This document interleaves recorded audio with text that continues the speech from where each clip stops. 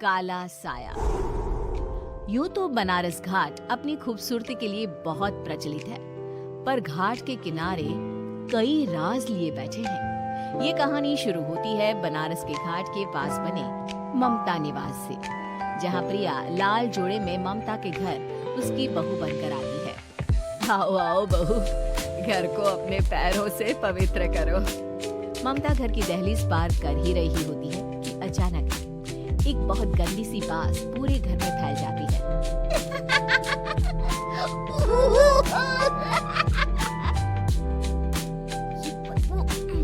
और ये आवाजें, ये कौन हंस रहा है माँ? ये पड़ोसी ना हमारे थोड़े अलग से है। कहाँ हम शाकाहारी और ये मांस मच्छी खाने वाले। छोड़, तू ध्यान मत दे और गृह प्रवेश कर। और हाँ बहू, अपनी सास की एक बात हमेशा याद रखना, इन पड़ोसियों से तो कभी बात नहीं करेगी। अच्छे लोग नहीं है ये। अपनी सास की ये बात मानेगी ना बेटा? हाँ माँ, जो आपकी मर्जी, मैं उनसे बात नहीं करूंगी। अगले दिन प्रिया अपनी पहली रसोई बनाने रसोई घर में जाती है। एक छोटी बात तो नाक में जा रही है। एक काम करती हूँ, खिड़की खोल देती हूँ। प्रिया खिड़की खोलने जाती है। इतने जाले, लगता है इस खिड़की को कभी खोला ही नहीं गया। पर ऐसा क्यों? ओह, नॉन वेज की स्मेल आती होगी ना। 2 मिनट के लिए खोल लेती हूँ, फिर बंद कर दूंगी। प्रिया खिड़की खोलती है। खिड़की खोलते ही उसकी नजर सामने वाले घर की खिड़की पर पड़ती है, जहाँ एक लड़की खड़ी होती है।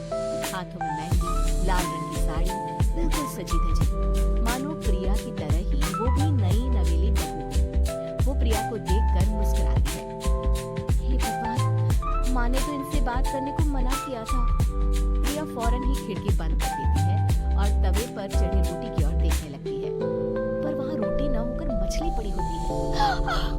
ये क्या? पहली ही रसोई में इतनी बड़ी गलती।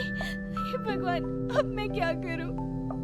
प्रिया बहुत डर जाती है और फौरन रसोई की सफाई करने और फिर सभी के लिए खाना बनाने लग जाती है। जब वो सबको खाना परोसती है, सब तो ठीक है, मैं बेकार में चिंता कर रही थी। हे भगवान, ऐसे ही बस अपनी कृपा बनाए रखना। रात के वक्त जब सब सो रहे होते हैं, तब प्रिया को पायल की आवाज सुनाई देती है, जिससे उसकी आंख खुल जाती है। ये पायल की आवाज कहाँ से आ रही है? प्रिया उठकर उस आवाज के पीछे छत की सीढ़ियों तक जाती है। तभी उसे बच्चे के रोने की आवाज आती है। प्रिया छत पर जाती है तो क्या देखती है? वही लाल साड़ी वाली लड़की अपनी गोद में एक नवजात बच्चे को घुमा घुमा कर सुला रही है। तभी प्रिया की नजर उसके पेट पर पड़ती है। ओह गॉड, ये तो प्रेग्नेंट भी है। सुनिए, बच्चा सो नहीं रहा है क्या? मैं कुछ मदद करूं? नहीं नहीं, आपके घर वालों को अच्छा नहीं लगेगा, मैं संभाल लूंगी। स्नेहा की गोद से बच्चा हाथ मारकर प्रिया की गोद में आने को छटपटाने लगता है। दोनों घर अगल बगल में बने होने के कारण प्रिया उस बच्चे को गोद में ले लेती है। प्रिया के पास आते ही वो सो जाता है। बच्चे का वो स्पर्श रात भर प्रिया भूल नहीं पाती और अगली सुबह वो छत पर कपड़े सुखा रही होती है। तभी उसे एक औरत इशारा करके बुलाती है। स्नेहा कह रही थी, बाबू तुम्हारी गोद में आते ही सो गया। मैं गौरी, स्नेहा की माँ हूँ। बहू, घर आना, बाबू को खिला भी लेना। शाम को जब घर पर कोई नहीं रहता, बच्चे से मिलने के लिए प्रिया छिपकर अपनी पड़ोसन के घर चली जाती है और कुछ देर बच्चे को खिलाकर वापस लौट आती है।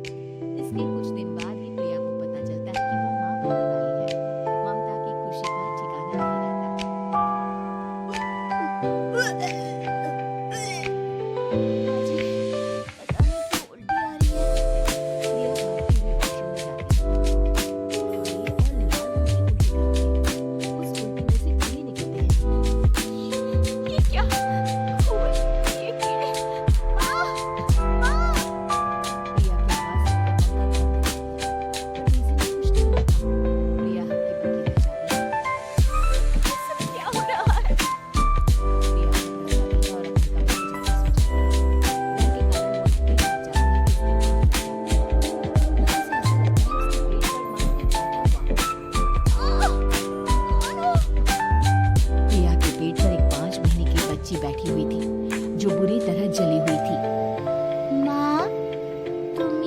लाई ना अपने पेट में?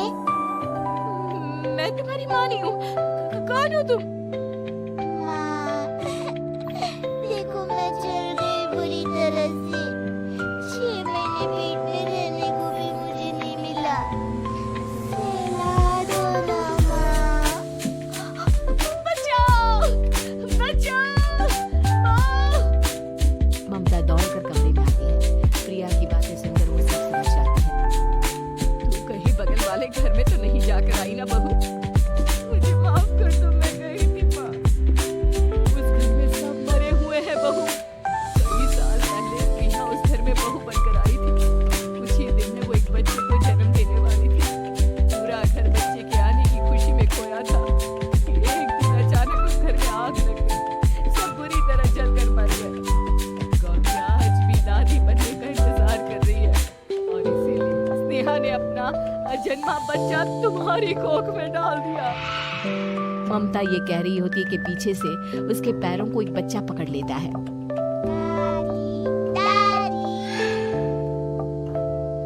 माँ, स्नेहा की गोद में यही बच्चा था। ये बच्चा कौन है फिर? तेरी मौत है। तेरी भी दादी। जिस चीज का ममता को डर था वही हो गया। ममता निवास के ऊपर मौत ने चादर बिछा दी थी।